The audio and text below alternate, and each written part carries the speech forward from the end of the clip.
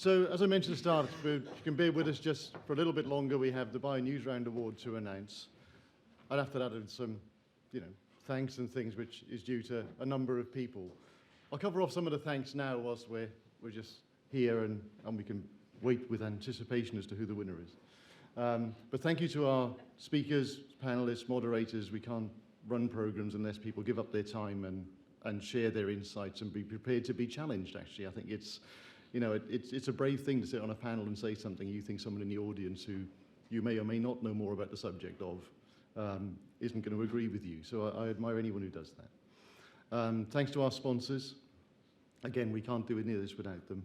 And One Nucleus is very lucky to be custodians of a fantastic network. And that network comes together like this, and we can have a great day. So thank you to all of you as well. I've got some other special thanks right at the end to do, if you can bear with me, because I think they're important. So, the BioNewsRound Award. I'll crack on with that, because I know I'm between you and alcohol. So this is something that, we all go to lots of awards dinners, and they're very important, because I think we have to celebrate things that we get right. It's very easy to keep knocking ourselves and say we got all these things wrong. Actually, we get a lot of things right, otherwise we wouldn't have any advances at all in a very, very complex area that we've been hearing all day. Complex from technology, but complex from leadership. We've just been, you've got to build the right teams and lead them. And that's not a given. So we do those, but actually I also think it's really important, that communication bit, because communicating success just instills confidence in others. And that's not just others to be like you, it's others who need to fund you, it's policymakers who need to support you. I'd love to instill some confidence maybe at a higher level in government that could support life sciences, because we need some champions in there that got to influence. So hopefully working with the BIA and that we'll keep beating that, because we need that support from government to make sure we have the right environment to grow in. So this one isn't to do with huge judging panels and awards dinners. This is just people submitting a press release that they've put out in the last 12 months that they thought was really significant for them, the sector, for patients ultimately. And I'm delighted we had quite a large number of entries, to be honest, from this year, which it was difficult to narrow down to say, well, who's going to be the finalist? And then we just open up, as many of you will know, the voting just goes live online.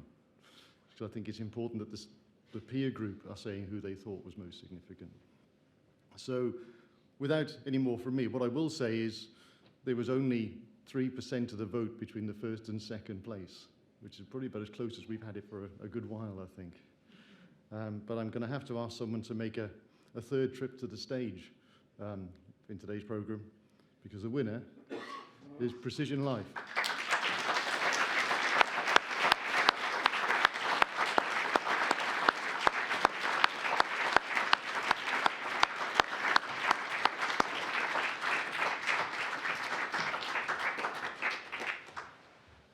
Thank you, Tony. It's all yours. We'll get some photos done after this, okay? Fine. And we'll do that. Is that good? Yeah. Okay. I did promise someone. So over tea, I had some abuse for calling out Andy Richards as being one of the men who invested in women-led businesses. And I said if we won this, I would ask all the other investors in the room who have more than 30% of their portfolio in women-led businesses to stand up at this moment. So if you'd like to stand up, that's my moment of saying we appreciate you all.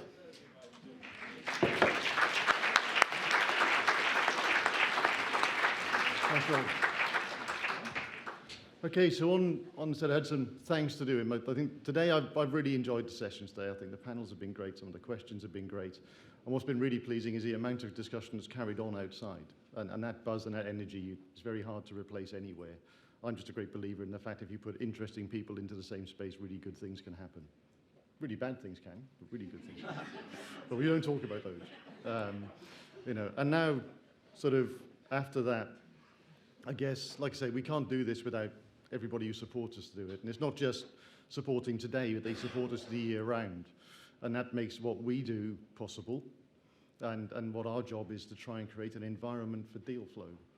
That transaction might be deal flow of investment, it might be securing a CRO contract, it might be recruitment. It could be anything, but it's a transaction of one, and our job is to try and enable you to do that.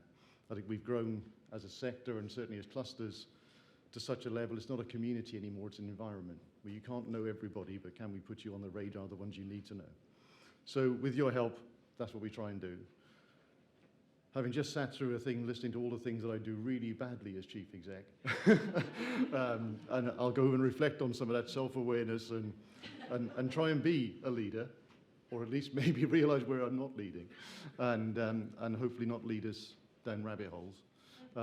But you know, we do appreciate the fact you experiment with us sometimes on things, because if we work in a very innovative sector, if we don't try innovative things sometimes as one nucleus, whether it's style of event, whether it's activity we do or messaging, then we're kind of letting the side down a bit, is my view. I think we shouldn't be in our comfort zone all the time, and some things won't work. But thank you for sticking with us.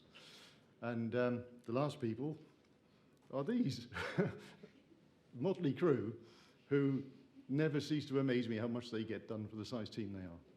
So thank you to my colleagues, and join us for drinks. Thank you.